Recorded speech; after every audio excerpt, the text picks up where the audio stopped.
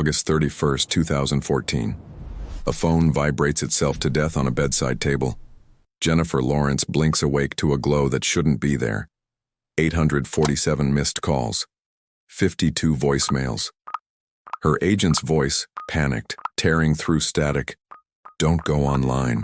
Whatever you do, don't go online. But curiosity doesn't listen to warnings. It obeys instinct. She opens Twitter and the world caves in. Her name trends beside a photo she took 3 years ago. A private image now dissected by millions of strangers.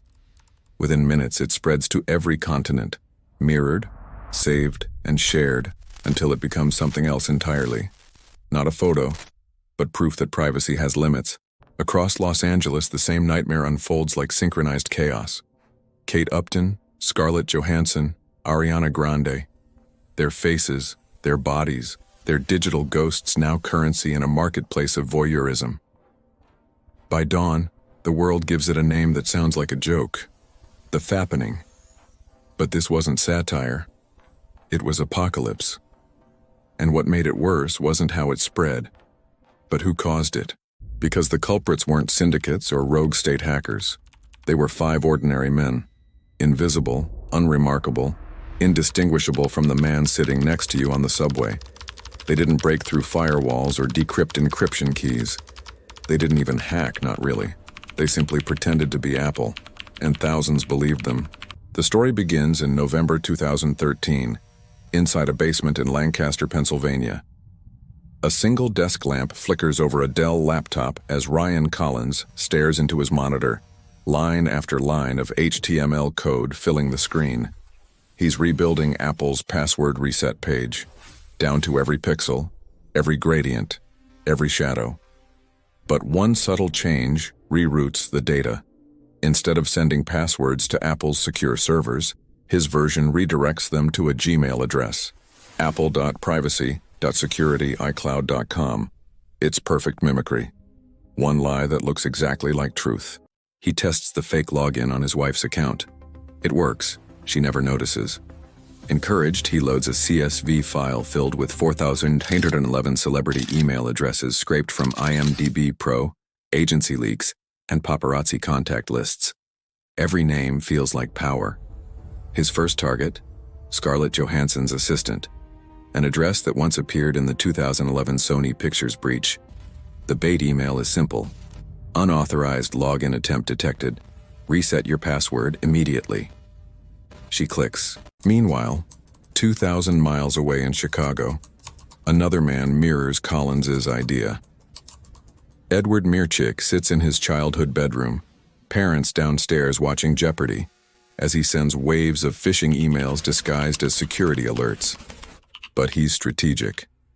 He times each wave to coincide with real-world hacks, the Sony breach, Russian IP warnings, TMZ leaks. His timing creates legitimacy. Fear does the rest. Between November 2013 and April 2014, he sends nearly 5,000 messages. Over 300 people hand over their passwords without hesitation. 30 of them are household names. That's when the invisible network forms. A loose collective of nobodies connected by greed, curiosity, and the thrill of trespassing into digital sanctuaries. They discover Apple's fatal flaw, a vulnerability buried inside its Find My iPhone feature that allowed unlimited password attempts. No lockouts, no warnings, just endless tries, 50 attempts a second, until one worked. Christopher Brandon, a Virginia high school teacher with a fascination for Python scripts, automates the process. His code hammers celebrity accounts with thousands of guesses every minute.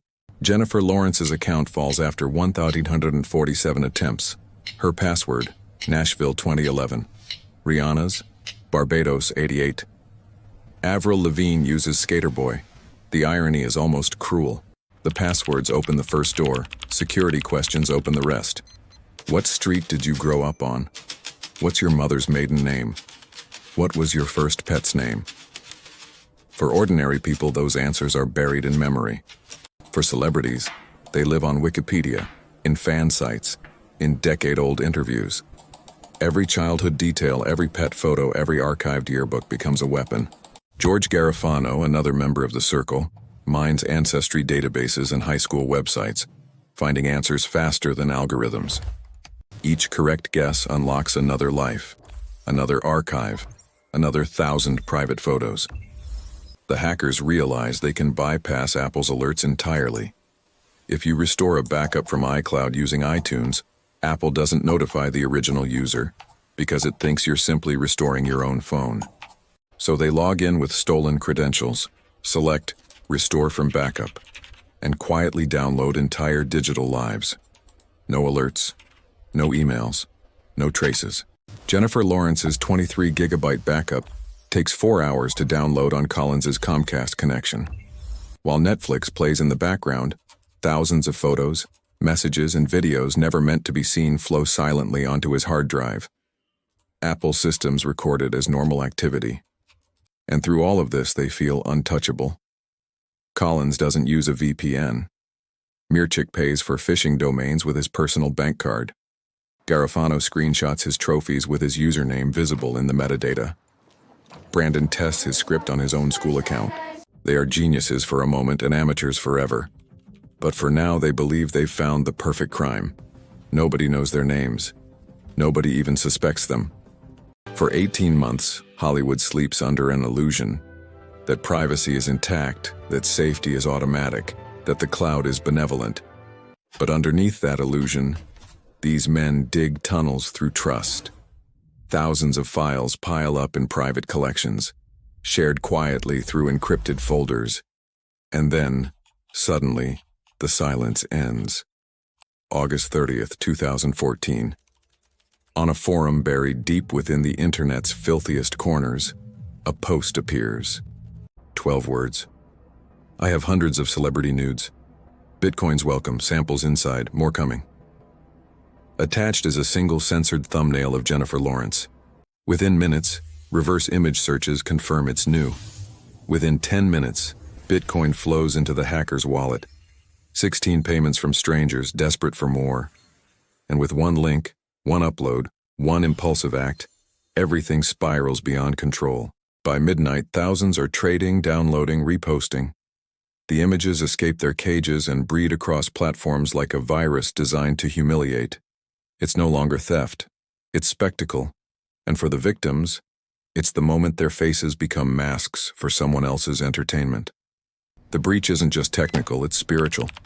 The moment when human curiosity mutates into something unrecognizable. Hunger without empathy, connection without conscience. It began as a click. It became a global confession. And the scariest part? It didn't end there. They didn't meet in person. They didn't need to. The internet doesn't require faces, only impulses. What united them wasn't friendship or ideology, but hunger. Each of the 5 hunters lived in a different corner of America, bound by loneliness and broadband. They weren't master criminals. They were ghosts, small, bored, invisible, searching for something to make them feel powerful. Ryan Collins sat in his basement, surrounded by the smell of dust and Ethernet cables, his laptop screen the only light. His life was normal, painfully so. IT support by day, father of 2 by night. The digital theft gave him something reality couldn't: control. He wasn't invading lives, not in his mind. He was peeking behind the curtain. He convinced himself that everyone who put something online had already agreed to be seen.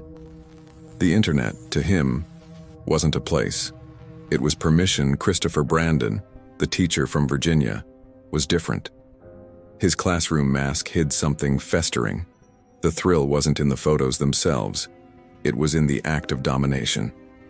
He once told a colleague that privacy was a myth, that people who fear being watched must have something to hide. The irony was that his own double life would one day be exposed in the same way. Every stolen password, every cracked account fed a secret addiction he mistook for purpose. George Garofano moved in silence. He didn't join forums or brag online. He treated hacking as anthropology, studying celebrities like rare specimens. He kept meticulous notes on every victim: hometowns, relatives, favorite bands, teachers, pets. To him, this wasn't crime. It was data archaeology. The more he learned about them, the more he felt he owned them. When he accessed their backups, he wasn't stealing. He was excavating the truth behind fame.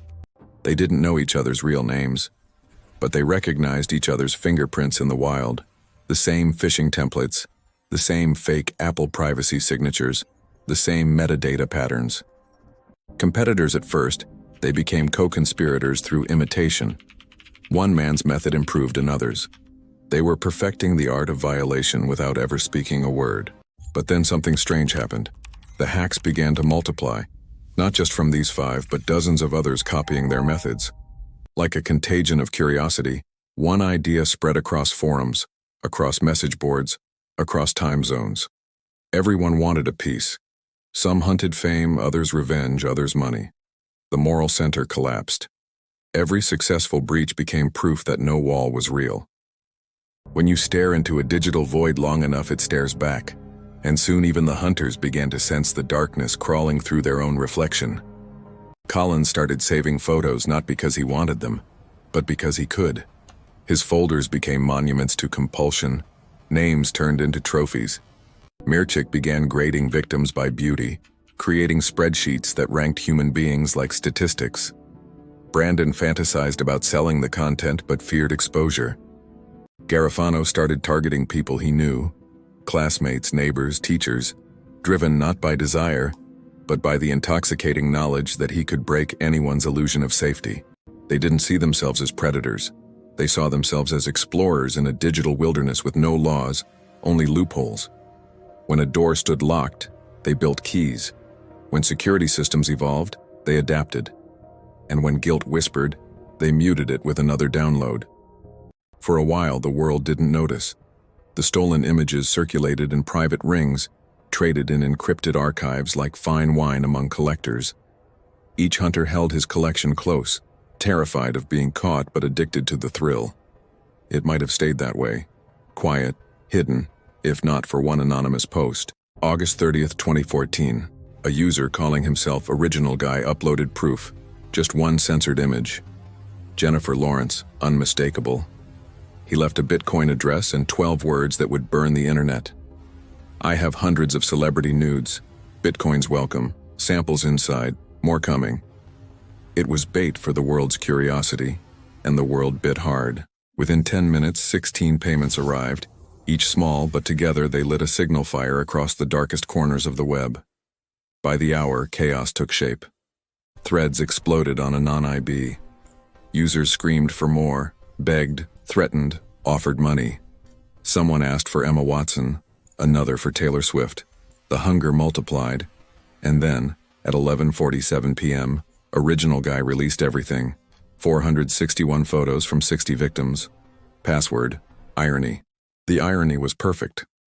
The same word that would later help FBI analysts trace the origin of each collection became the symbol of human hypocrisy.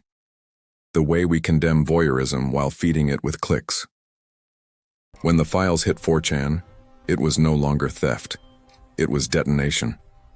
The images propagated faster than moderation could delete them.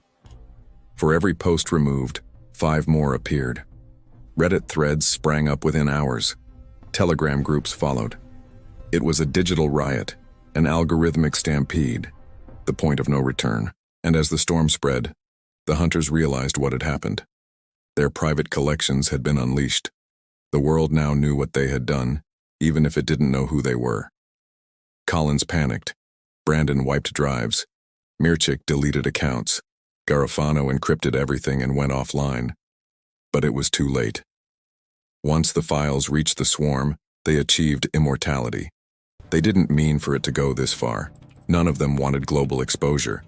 But you can't control a virus once it leaves your hands, and this one had infected the internet's bloodstream. It wasn't about fame anymore. It wasn't even about the victims. It was about something deeper, a collective hunger to see the forbidden. Each download was an unspoken confession.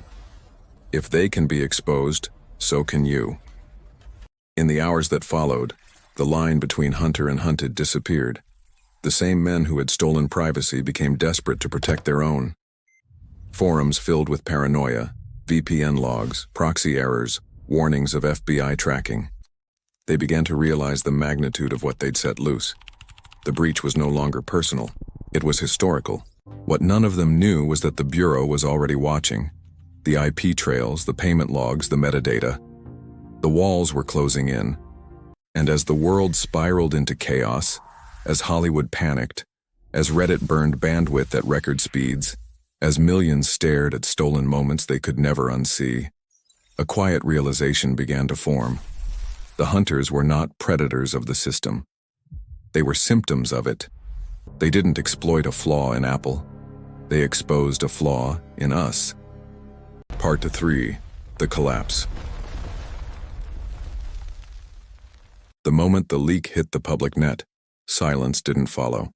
It fractured into noise, the kind of noise that sounds like celebration but feels like decay.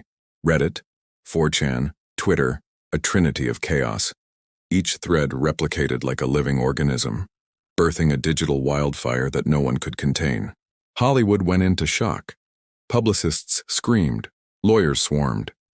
But the damage was already metastasizing, a perfect example of how fast morality collapses when curiosity takes the wheel.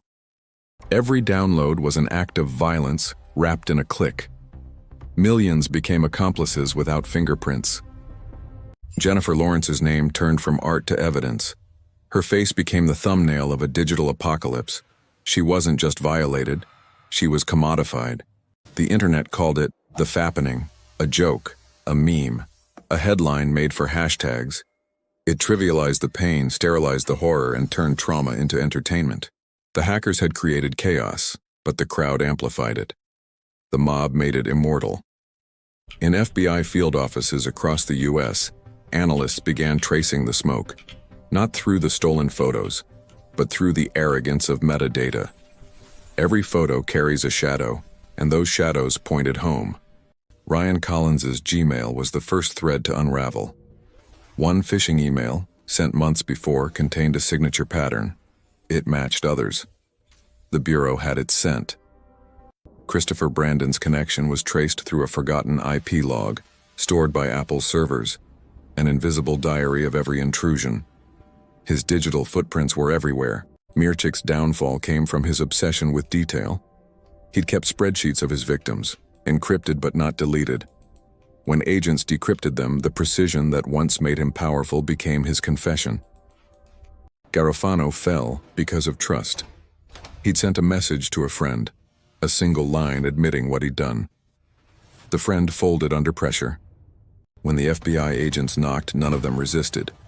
There was no cinematic standoff, just quiet men watching the walls of their secret world fall in. Their hard drives were seized. Their aliases became headlines. The internet they once controlled now dissected them in real time. Their faces blurred, their crimes immortalized. Each of them thought they were invisible. Each of them learned the same lesson. In the digital age, there are no ghosts, only archives. But even as the arrests rolled out, the internet didn't pause. The images still circulated, copied, saved, mirrored, embedded. Like toxic spores, they outlived their creators. Jennifer Lawrence called it what it was, a sex crime. Others called it the death of privacy. But the truth was colder. It wasn't the death of privacy. It was proof that privacy was never real. The hackers lost everything: jobs, families, freedom. Yet even behind bars, their creation lived on. You could delete the files, but not the memory, not the hunger they revealed. For months, agents scrubbed the web, fighting a hydra. Every takedown spawned 10 new uploads. Every warning post drew new eyes. Humanity had turned the crime into spectacle, and the spectacle into culture. The fappening wasn't just a leak. It was a mirror, one that forced the world to see itself in the reflection of its own obsession. And when the dust settled, a chilling realization lingered. The hackers had infected the internet, but the internet infected us back. When the noise finally faded, the internet didn't heal.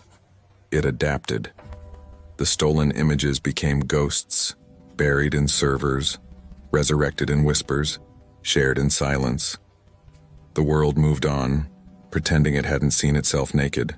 The hackers sat in courtrooms under fluorescent light, watching prosecutors describe their crimes like case studies. No blood, no bodies, just data. But in that data were lives, fractured, exposed, digitized forever. They were punished, yet the punishment felt hollow because the infection had already spread. Jennifer Lawrence stood before cameras, her voice steady but her eyes fractured by disbelief. "It's not a scandal," she said. "It's a sex crime." The words cut through the noise, but the internet had already turned pain into content. Outrage was trending for 24 hours. Empathy expired by morning.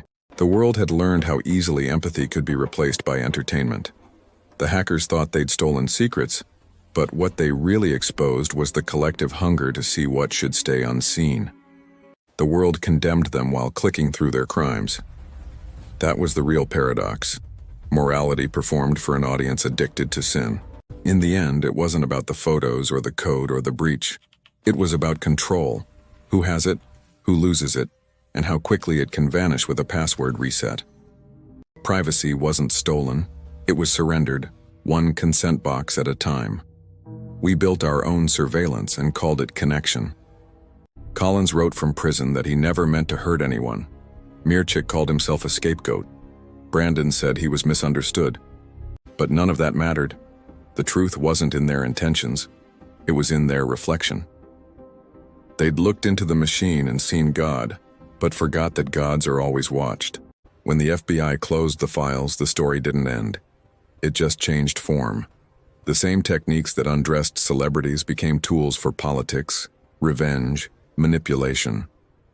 The line between hacker and human blurred until everyone was a potential spy, everyone a potential target. And you, and the one scrolling, reading, watching, you became part of it too. Every click a confession, every share a fingerprint. You are not outside the story. You are inside the system that built it. You are the proof that the infection never left. The fappening was never just about stolen photos. It was the moment the digital mirror cracked, and on the other side we saw ourselves staring back. Not hackers, not victims, just humans trading privacy for spectacle, one upload at a time. Because in the end, no one owns the internet owns us, and every time you open a screen it opens you back.